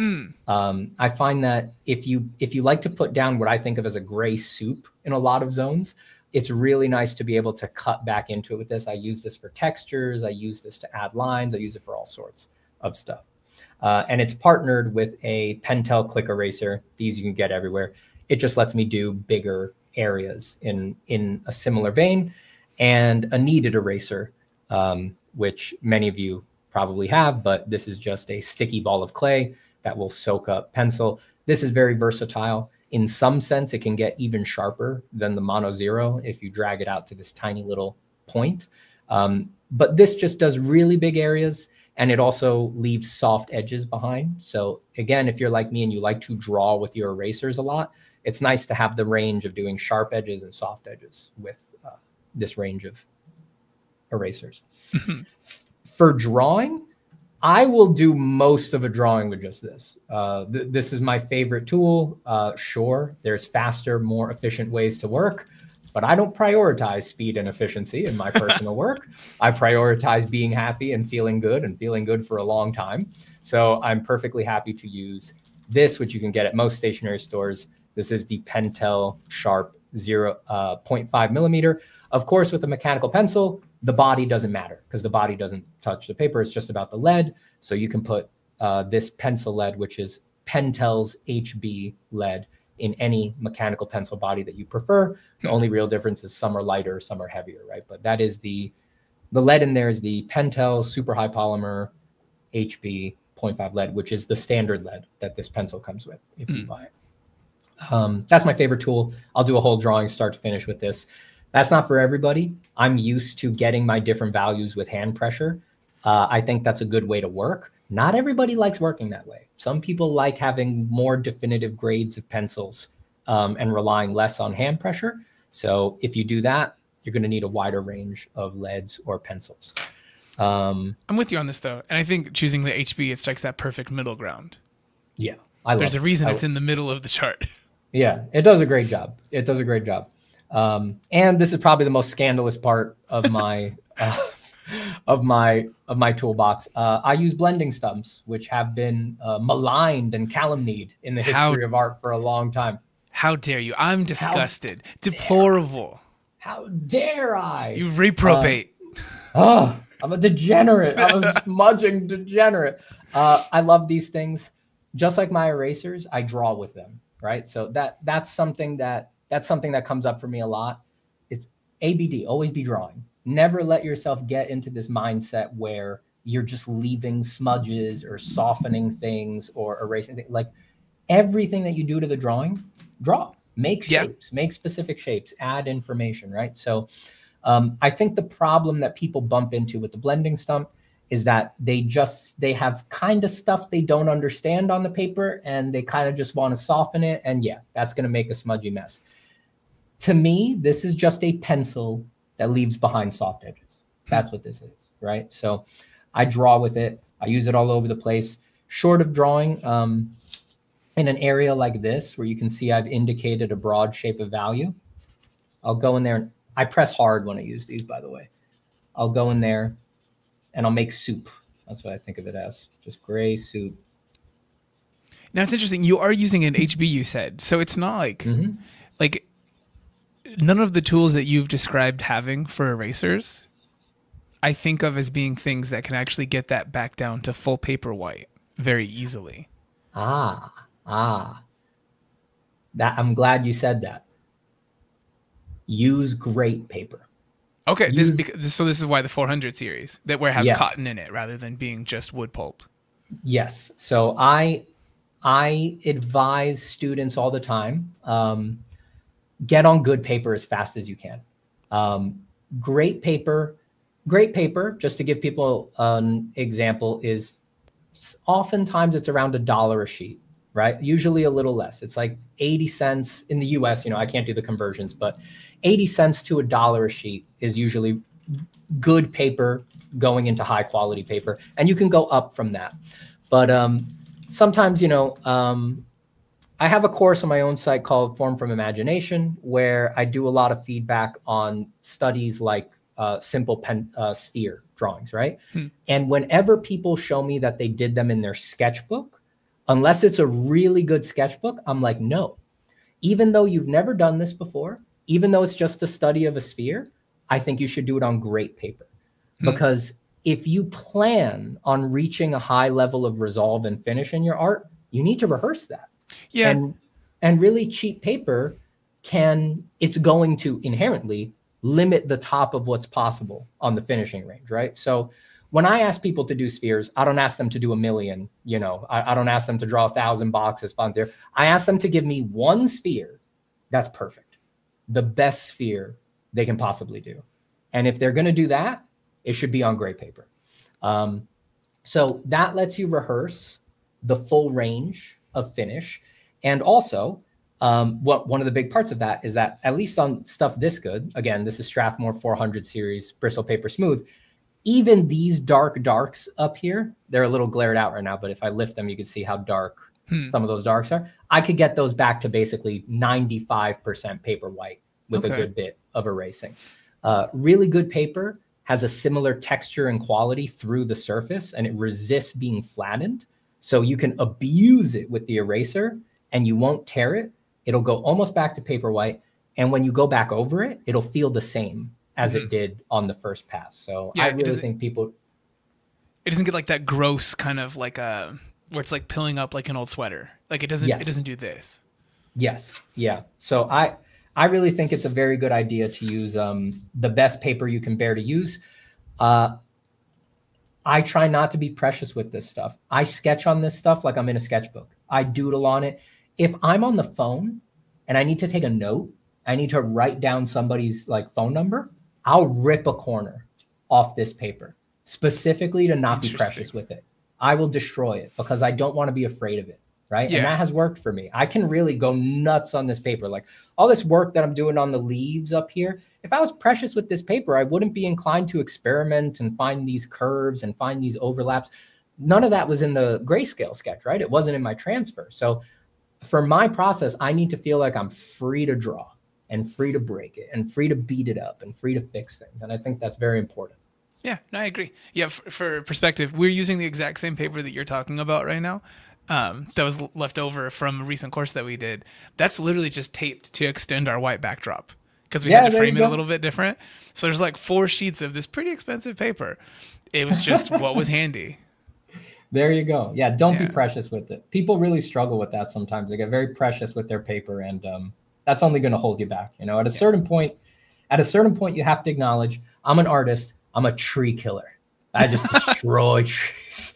So I got a lot of tree blood on my hands. The dryad in your drawing here is terrified right now.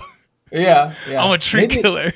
Yeah, maybe in some sense I'm apologizing to the trees with a drawing like this. You know, I'm respecting their beauty at their core. Yeah, no, I think like you said, there's definitely something to say for the idea of working with the tools that you're going to be using. Don't get me wrong, if you're just doing a bunch of like ellipse practice, you don't have to bust out this paper. That's fine. But if you're going to be doing something where you're going to actually be developing your muscle memory, what you expect from different tools, like you wouldn't go out and just like you wouldn't treat practicing a sport in like flip-flops. Because then when you go to run in sneakers, you're just going to end up doing bad movements that you would do to try to make flip-flops work as running shoes. That's not what you want. That's exactly right. Yep. I think in sports, there's actually a principle for that, a name for that principle, like the principle of specificity or something like that. Like you're supposed to train the way the event actually is. You know? Interesting. And I apply that to art as well. Yeah, no, I like this idea. I'll have to look this up. Let's see. So I'm going to look through here in the chat. I think that there were a couple different questions. Yeah. There was one earlier. So I think you actually answered it at the time, but maybe the person came in just afterwards or still had a follow-up question about this thing. Yeah. Wayner in the chat says, what's the point of drawing if you don't know what the thing you're going to draw is? This was directly after you were talking about exploring something and addressing that question. Yeah. Well, first, let me say that for you in your practice, it's just totally okay for you to have that position and be like, I make art because I already have a predefined vision of what I'm going to make. So the thing is that art practices are totally structureless, right? And there's a lot of people who would want to kill me for saying that. There's a lot of people these days who are like, there's good and there's bad art and it's objectively definable. And these are good shapes and these are bad shapes. And these are good lines and bad lines. I'm not one of those guys. So I accept that practices are structureless, that art is structureless. So in your practice, it makes sense for you to have a predefined vision and you're going to go for that. But in other people's practices, it doesn't have to be that way. So what's the point of making art if you don't know what the picture is going to be? Exploration, fun, relaxation. On the emotional level, a lot of people find art to be a refuge from the suffering in the world because the world is a very hard place. And art is one of the classic places that people can, for a lot of people, sitting and drawing is the only place of peace that they might have in their lives. It's the only place that they can just take a deep breath and meditate and connect with something that's low pressure, low stakes. And the wonderful thing about art is that you can do that and you have an artifact of the time spent doing that. So all of those notions, those more internalized goals and objectives with art making are really separate from whatever the final product is. And as far as reasons to pursue art go, they're perfectly valid. They're perfectly valid and extremely important, I would say. This is the kind of thing you were talking about. This is a screed. You're pontificating over here. I like it. And I want to make very clear, I'm pontificating and I'm correct. I'm 100% correct. I would agree wholeheartedly. There are two different questions in the chat that are essentially the same question. Okay. So Zach and a name that is not characters. That's like an emoji. That's tough. They asked, I wanted to ask Steven if he's ever used the method of using black colored pencil over the graphite. And the other question was, does he use a lot of different tools or does he stick to one pencil for everything? So I went through a period where I just used black colored pencil for whole drawings. And I experimented with blending them with the graphite, and it never quite worked for me. There was so graphite, if you control it, it sort of has the same graininess when you put it down, whether it's light or dark, especially if you use the one, right? But the black colored pencil, it would have a certain kind of grain in the lighter tones and a different kind of grain in the shadow tones. And then wherever I would try to mix them, put the graphite under, put the graphite over, it always stood out. And it created these weird clashes, especially in big dark areas like this. So there was beauty there. There's also a huge benefit, which is that if you use colored pencil, I used not Prismacolors, which are wax-based and get very shiny. There's actually other kinds of colored pencils. I use the Faber-Castell Polychromos. Those are oil-based. Yeah. Those have much less glare on them than, forget a Prismacolor. They have less glare on them than graphite. So that was a very nice quality of them. I could, especially because I record a lot of drawings, they had very little glare on camera. You know, they just have a more matte finish. And they're beautiful. And I think you should try them out. For me, the way that I work, the contrast of textures and the glare differences, I could never make it quite work for really resolved drawings. So I did move on from them. I will occasionally, not occasionally, pretty often, I will use a much darker pencil for large shadow areas. So this is the Faber-Castell Pit Graphite Matte. So these are some of these newer high carbon pencils that claim to be non-glare. They're not. They still have glare. They have less glare, but it's not zero. There's still glare on them. So this is the 14B, which is like as dark a pencil as you could ever hope to find anywhere. If I have a really big shadow area, I will switch to this. And in most really resolved finished drawings of mine, if you've seen them online before, it's just these two pencils. This is what I use for the whole thing. Some drawings have a lot of atmospherics, and there I'll introduce pan pastels, black pan pastels on a sponge to sort of do really broad areas. Those come with its own problems. It never quite stays down the way you would like. It's a little messier than we would hope a lot of the time. And it always requires correction. I find whenever I use that, I have to go back in with the pencils and fix it. But for most drawings, it's just that. Okay. It's nice to know. There was one other one here.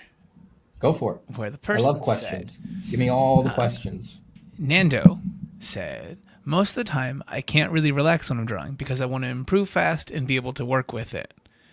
Nando, that is a great way to stop yourself from exploring. That's right. You want to be able... Stephen. Thank you. Well, thank you, Stephen.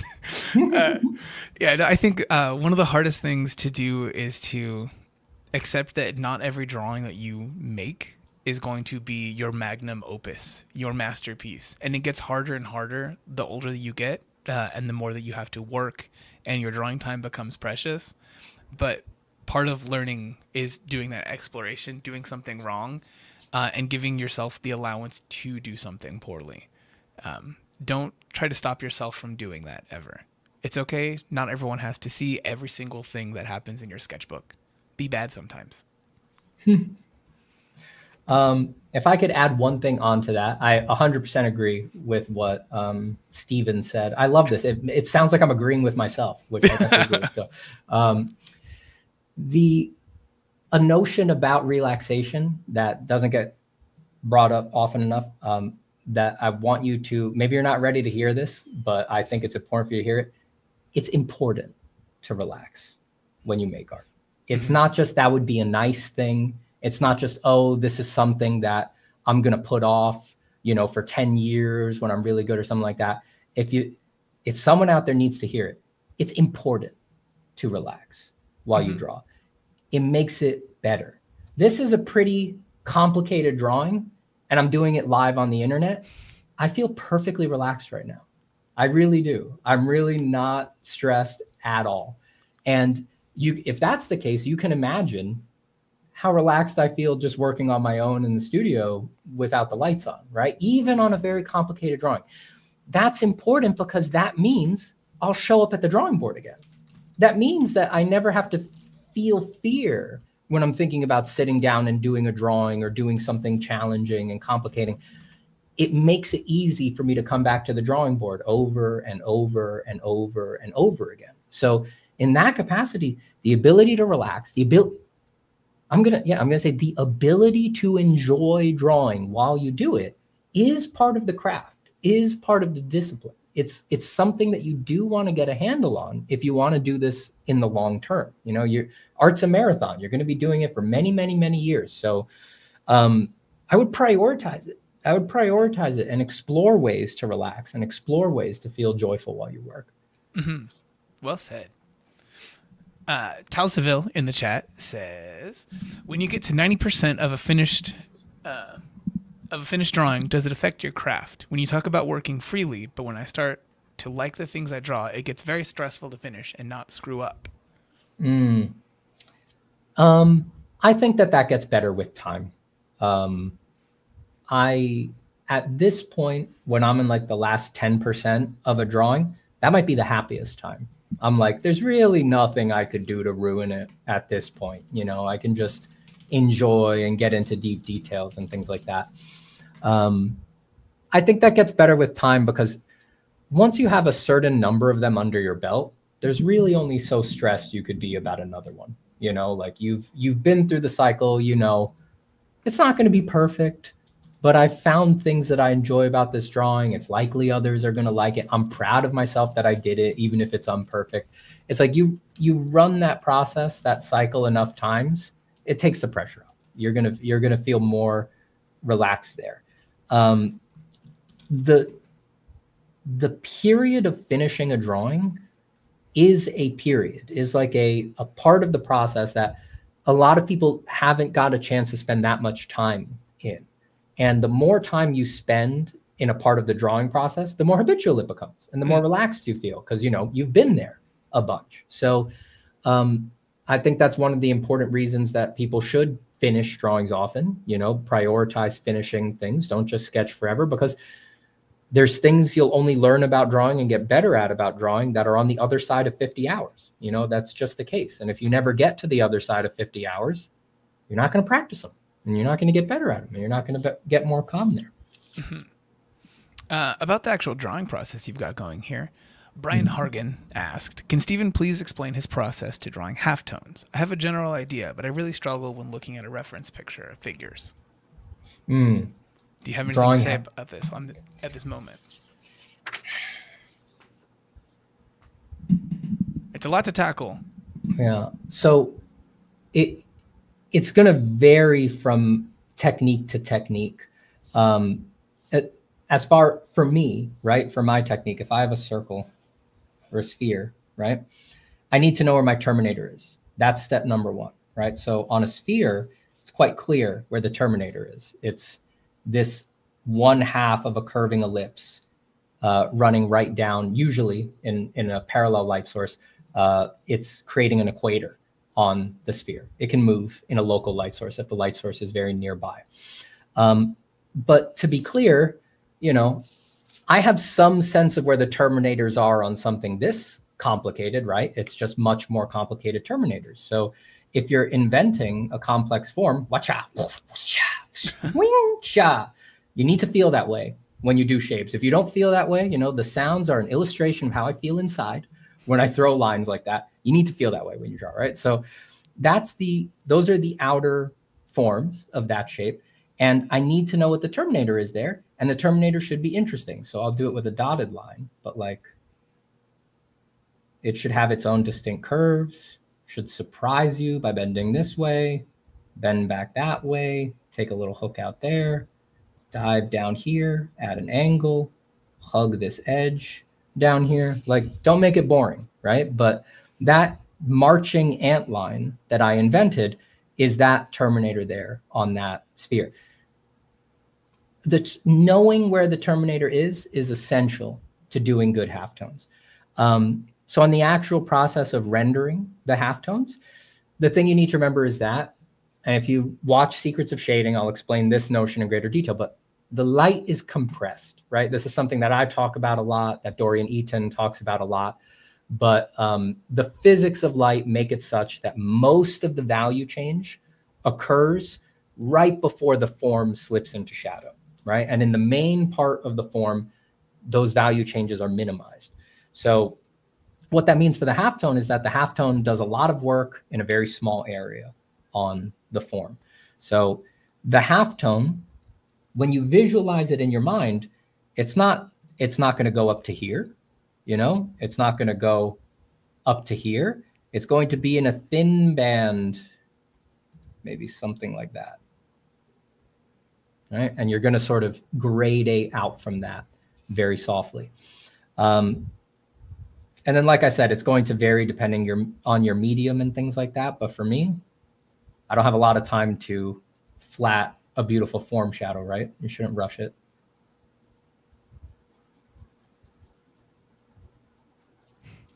But I'm slugging in a form shadow up to the terminator line. It should usually be darker than your first gut instinct tells you to make it.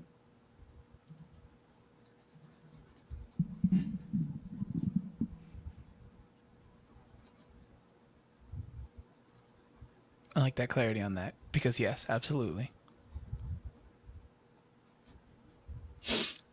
And then what I do, again, this is going to change your medium, but I take my stump, right?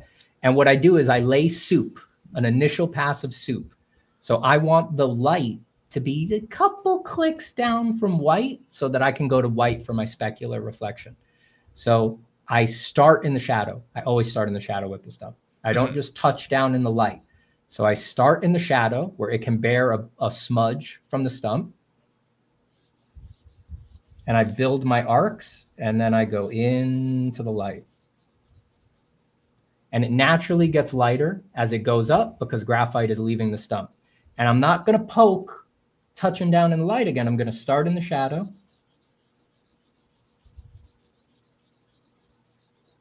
Come out. Come out. Now, this is printer paper that I was using to protect my hand. So it's already pilling. So there's only so far it can go. But that's where I begin, right? And now I have soup. And it does already have the subtle gradation, a subtle gradation where it's darker down here, lighter up there. And then into this soup, which becomes like a unifying value pass that makes things a little bit run together a little bit nicer. Then I start hatching. And I hatch in arcs that follow the form. So very carefully, a lot of hand control. Yeah, I like that you're actually going in on this one. I thought this was going to be a very quick explanation of something without many visual representations or examples. It was wonderful. Oh, thank you. No, well, I think halftones in particular are very important, so it's worth it to sort of discuss them. I also want to point out that like Klingon Batleth shape on the right that you've got going over there. That's one of the most decidedly Steven Zapata looking shapes in my mind. I think of like all the drawings I've seen of yours, this kind of shape language, curve to like posing curve and everything. It's pretty common in your stuff. Yeah, thank you. Yeah. On that note, I always tell people, you know, this stuff is to taste. Just make sure that your taste is for stuff that looks awesome.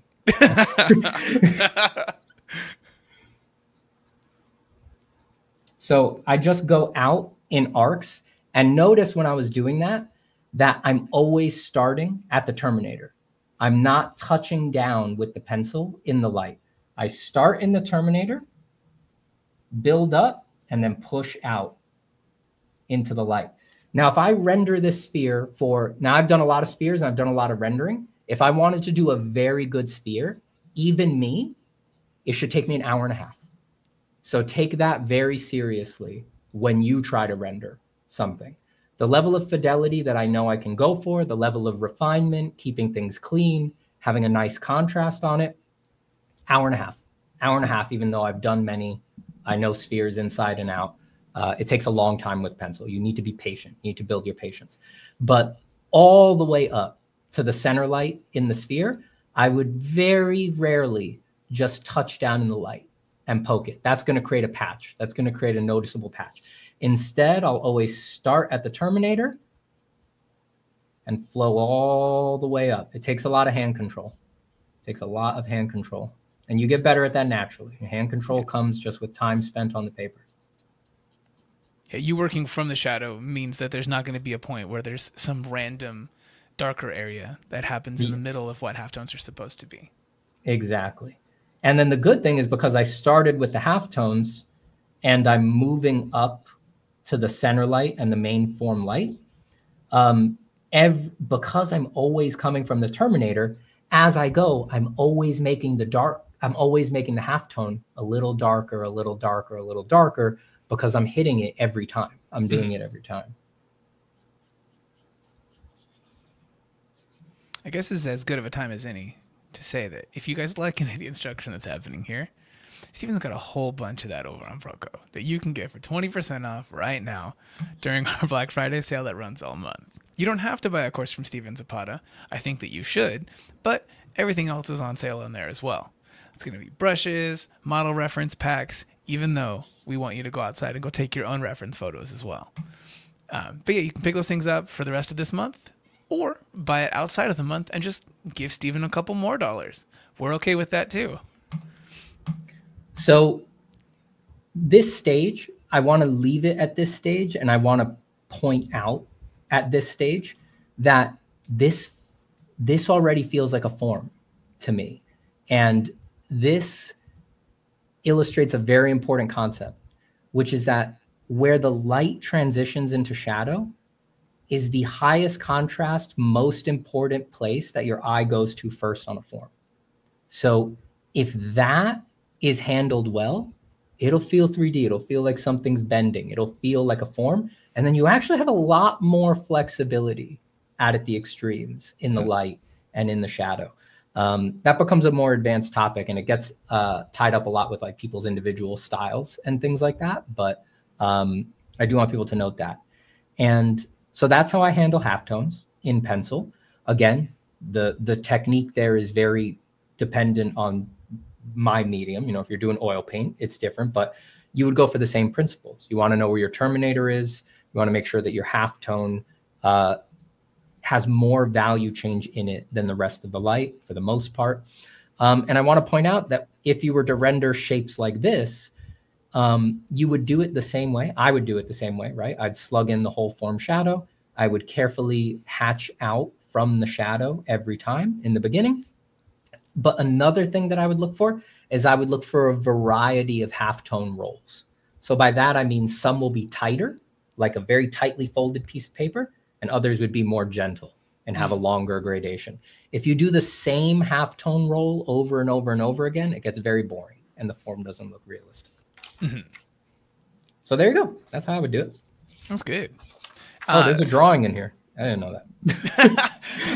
I like the super dynamic pose just hiding inside of this folded protective sheet. Whatever, man. I do a lot of drawings. Yeah.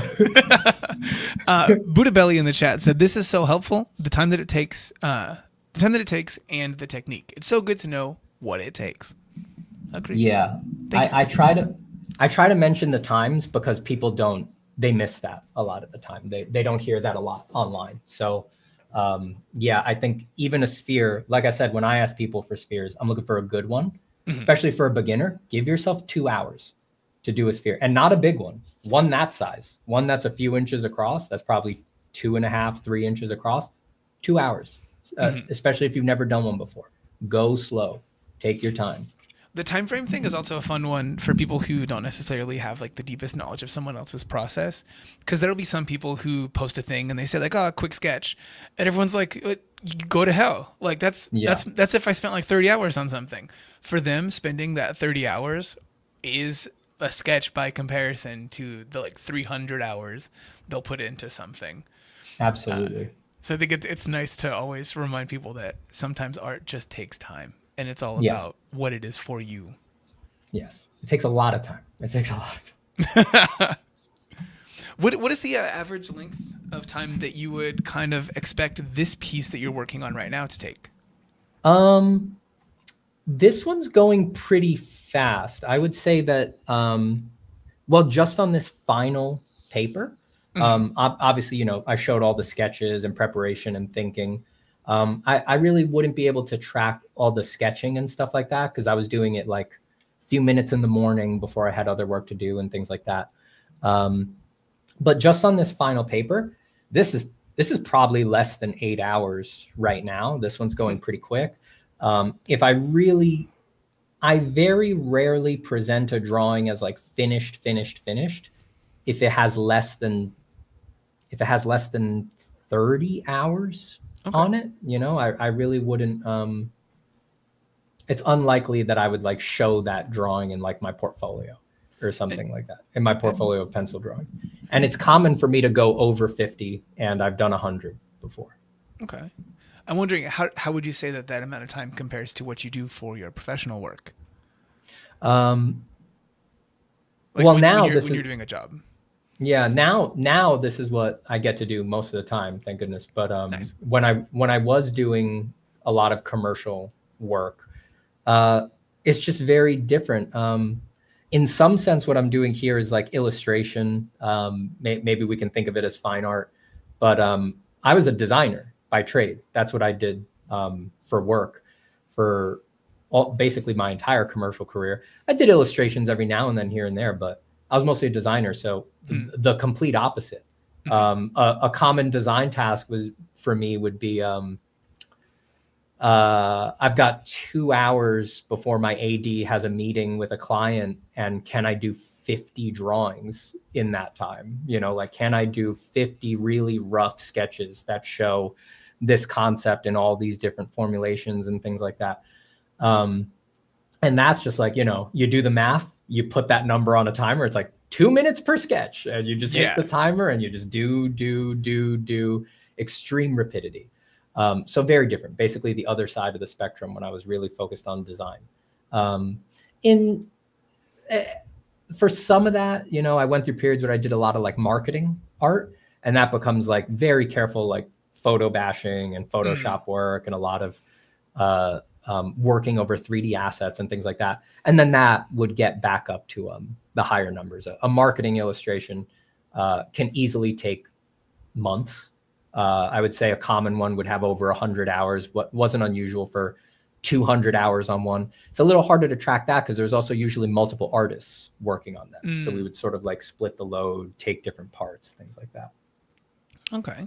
Yeah, I just think it's good to have that kind of contrast about what something is for like in your personal time with art versus what it'll often be if you're in a role where you're not basically serving as your own art director. Yeah, I feel like in a lot of ways, the connection that I have with slowing down and like enjoying going slow came as a reaction to how fast I had to work as a designer and as a concept artist.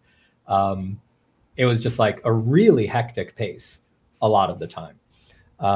So it just made it a real joy to slow down and spend more time on personal pieces. Yeah, absolutely. Yeah. I'm glad you have that ability to do that now. Yeah, I had to fight for it. It was really,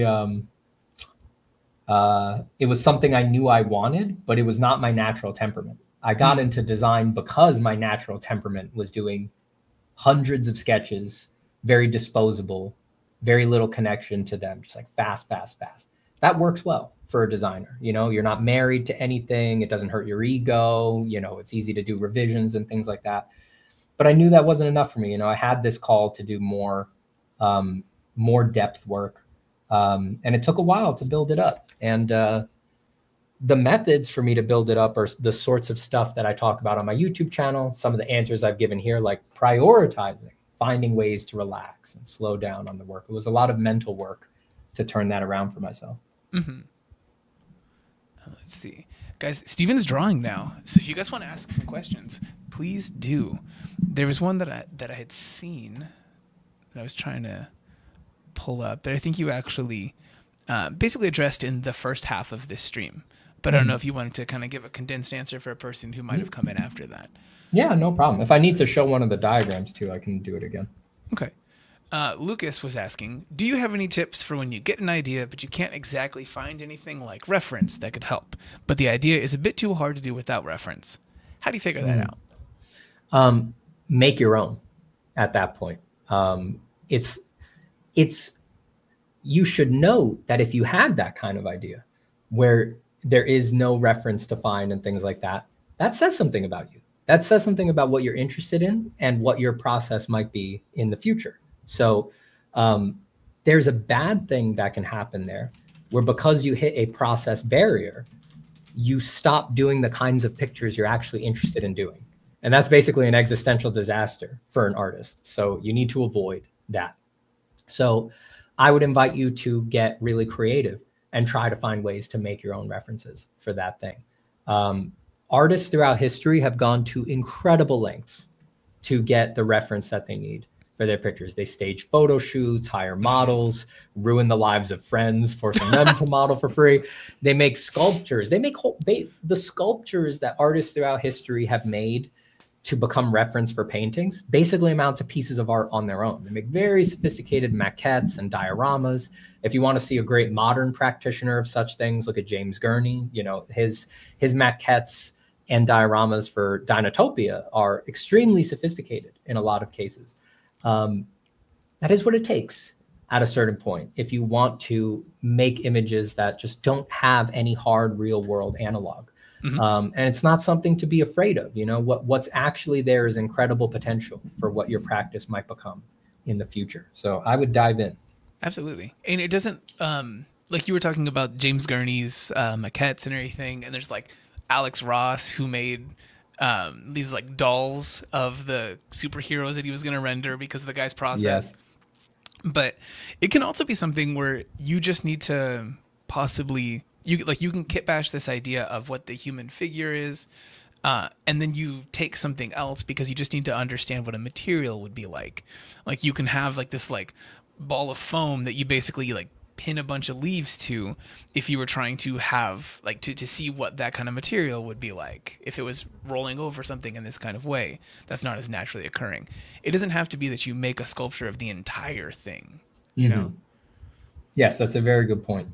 Thank you for saying that. Yeah, like just don't think you have to sculpt the whole thing, you know? James Gurney does, and he did. But there's also plenty of things in those pieces that he made where it's going to be like he knows like the smoothness of this form isn't there. Like we know that James Gurney loves like a very homemade, rustic feeling sculpture. Yeah, there's a whole spectrum available to you. You know, in the end, the reference creation or gathering process becomes part of your practice. And like any part of your practice, it will eventually individuate. You know, it'll have idiosyncrasies and things like that. You know, you saw some of mine in my presentation at the beginning of this. So that's to be expected. You know, it's to be expected that you'll find your own ways to do it. So speaking of the process that you were showing in the beginning, we got to see some of the like the forms that aren't necessarily fully rendered in this piece right now, but some things that will stick out later when they were just drawn in contours. You had some really cool design elements, like you had the upside down kind of like maple leaf kind of look just below below the sternum there. That I thought was a really cool design element because it ends up being this detail that's much less well detailed. There's less contrast in there, so it drives the areas above it that have so much other contrast and variance of forms in there. It pushes those in opposition to itself. I thought that was a really good choice. Thank you for noticing that too. I appreciate it. Yeah, it was a cool one. Thank you so much. Scooter Boots coming through with another super chat. Scooter Boots. Scooter Boots says, I've been building my own references for reference. Founding it because I think maybe finding out that it was because I wanted my art to seem 2D in my own hand. Interesting. Yeah, I find I feel like I resonate with that because given that form is like my primary gateway into any art piece, I found that it was a real pleasure years ago when I started incorporating sculpture into the practice and into the reference making.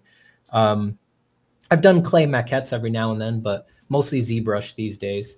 Yeah. A little bit of VR sculpting, but I'm really bad at them, you know, so it's like very low pressure. You know I can't make a great ZBrush model. So it's just like a very utilitarian but fun tool to sort of get forms in the place that I want, get some lighting on them. And I found there was very little friction because in a sense, I was just thinking about the same stuff I'd always thought about: form. So yeah, it's really nice when sort of the elements of art across mediums align for you and you can sort of transition from one to the other pretty easy. Yeah, absolutely. There's one person, again, bringing up something that I think you've talked about already. Natalia says, why didn't you divide the entire figure into light and shadow, but only work on each leaf separately? Well, let me show my... Let me pull up my other document really quick. Yeah. Just to show them that. Click, click. It's clicking ASMR. I like it. Oh, yeah. I did think about the entire figure in terms of light and shadow. Now, I did not, like in a rigid way, sketch that into the picture because I like a clean paper to render through as I go. But that is on my mind. You know, I did think this through, visualize this early on in the process. It's not really in the grayscale. The grayscale is more about the overall play of light shapes against dark shapes, you know, looking for this flickering quality. But the good thing is that with experience, when you make a move like that, you know you did it, right? So when I did it, I was like, I understand intentionally that this is about the overall play of light shape against dark shape, but that's not the form solution. But then I could think through the form solution. And you can see in this process sketch that it's highlighted in blue here, so maybe it makes it easier to see. Those same shapes, I did slug them in, you know, as form shadow on all those forms. They're going to get heavily elaborated over, but that basis is there. Yeah. Thank you for answering that one. I appreciate it. No problem. Daryl Grant asked, Stephen, do you have any tips for zoning back into a project drawing? Like, if you have to pause in a large piece for a while because of work and stuff, and you come back to it weeks later. How do you do it, Stephen? How do you do it? That is tough. Hold on one second. Let me make sure I'm sharing my drawing screen again. Okay. I 100% understand. We can lose momentum. I recently have had this less in my personal drawings, but I used to have this problem all the time with design work as a professional. So, make it part of the art to find a way to get back into it. You know, it's going to be another part of the process that's going to have idiosyncrasies. There's going to be some answer that's just for you, right? But the answer that worked for me was whenever, you know, it was very common back in my commercial days to spend, you know, a month, 2 months on a project, and then think it was done.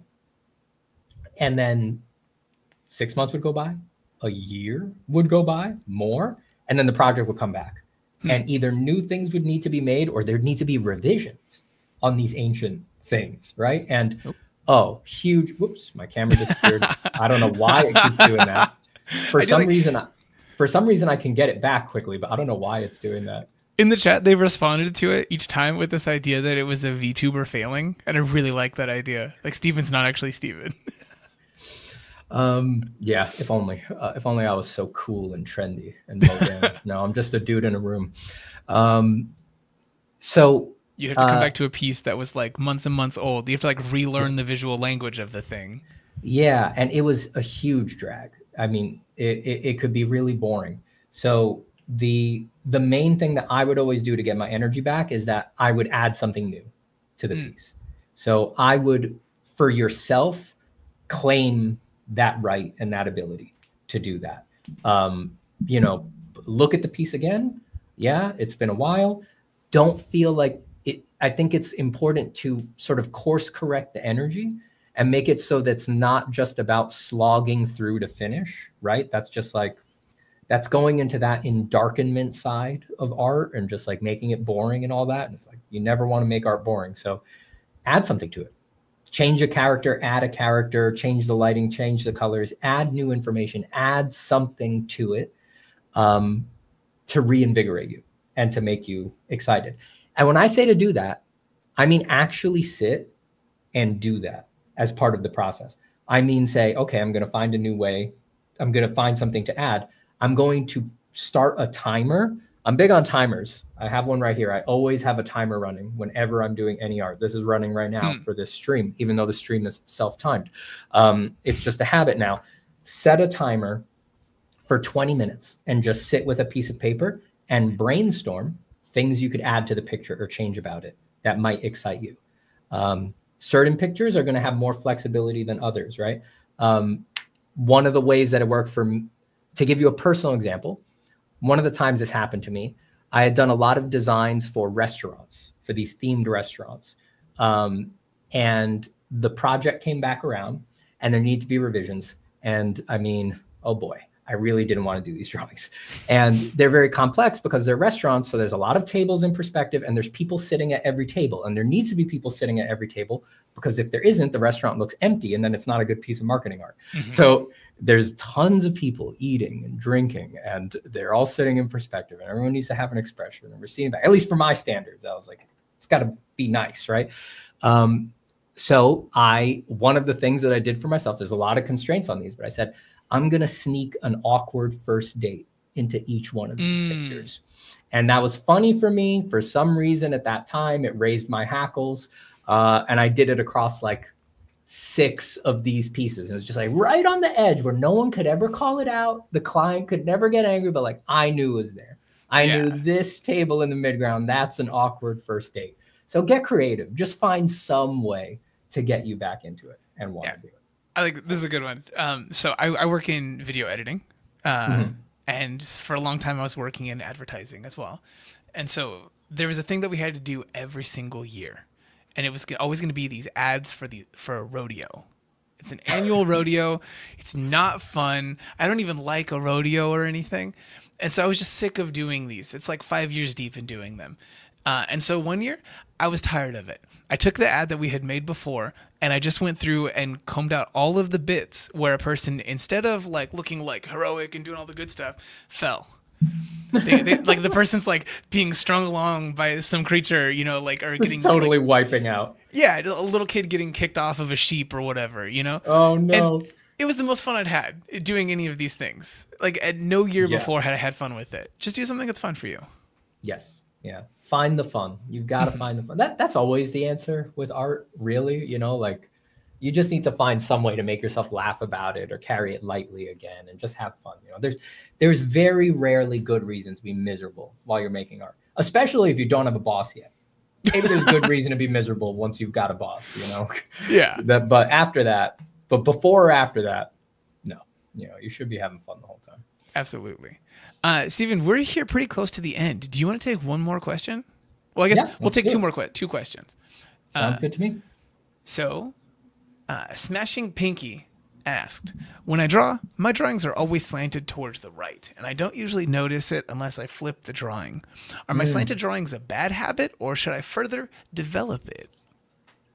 Oh, that's interesting. The possibility of leaning into it. Literally. Yeah, literally. I don't know. I'm immediately you've piqued my interest with the notion of leaning into it. I think you should at least try it. You might find something really unusual. But, you know, a bad habit, maybe. I feel like it's pretty unavoidable. I mean, I think every artist, you know, our bodies make the drawings and our bodies have these biases and these built-in habits and things like that. Like, I think you're doing the right thing by just trying to compensate by flipping the canvas. And probably in the long run, that's really the best you can do. You know, I wouldn't worry about it too much. You know, there's so much more to drawings than what direction they lean in. You know, so just let yourself focus on everything else and know that I think you're doing enough due diligence by flipping the canvas. You're going to be all right.